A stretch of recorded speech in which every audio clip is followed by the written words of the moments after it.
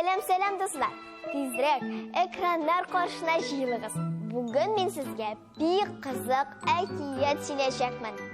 Белорус халык әкияте ул, Каня дип атала. Ә нәрсә ул Каня дисезме? Әкиятне тыңлагач барысын да белерсез.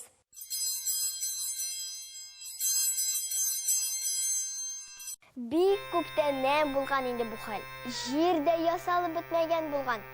Җирдә кырлар, далалар, урман, басулар булган.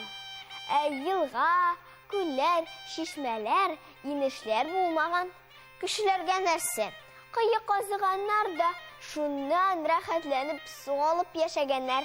Ә хайваннар белән кошлар нишләсен? Эшәсен килсә, әллә кая ерактагы диңгезгә барып булмый бит инде. Яңгыр яугач барлыкка килгән күлләвекләр дә бик тиз кибә. Кошлар, хайваннар җыелышып уйлаша башлаганнар. Уйлаганнар да күлләр, елгалар, чишмәләр казырга булганнар. Ә уртак эш вакытында бүре сарыкка, каршыга чебешкә, төлке куянга тимәскә дип килешкәннәр. Бер Каня тәкәрлек кенә озын аяклары белән арлы-бирле йөри башлаган. Аппак түшен сыйпый, сез былай да күп дигән. Минем тырнакларым да юк, аякларым да нечкә. Җирне ничек итеп казыйм? Аппак калрыйларым пычраныр. Җирдә йөрергә ияләшмәгәндә мин күбрәк күктә очам. Без синең эшендә эшләргә тиешмени дип ачуланганнар бүтән киек кошлар. Мин эшләгез димим, дигән Каня. Чык төшкәч, үләннәрдән чык җыям. Яңгыр астында эшеп барган килештә тамчыларны эчәм. Миңа күп кирәкми. Җанварлар, кош-кортлар тәкәрлеккә иярүчеләр булыр дип куркканнар. Һәм шунда ук карар да чыгарганнар. Каняга һәм аның нәселенә бер кайчанда диңгезләрдән, елгалардан, чишмәләрдән су эчәргә рөхсәт юк.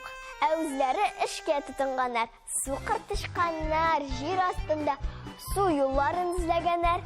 Аюлар таш актарган, кабан дуңгызлары чокыр казыган, көртлекләр һәм башка кошлар туфрак ташыганнар.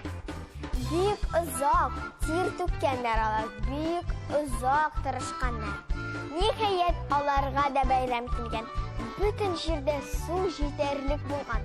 Алар эшләгән урыннарыннан ерак китмәгәннәр. Шунда яшәргә калганнар. Ә каз, үрдәк, аккош, коңгыз суда яшәп калганнар. Тәкәрлек тә су янына урнашкан.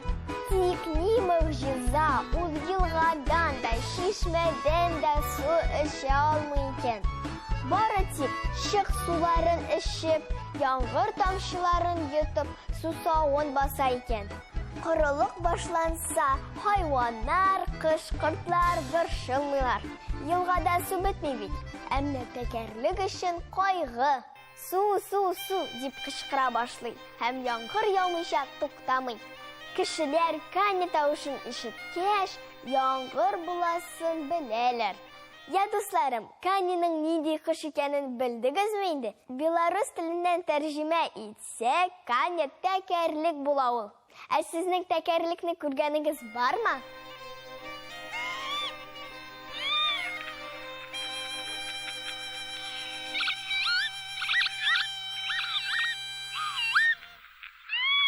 Дуслар, сыр итеп кенә әйтәм, мин дә тәкәрлекне бүген беренче тапкыр күрдем.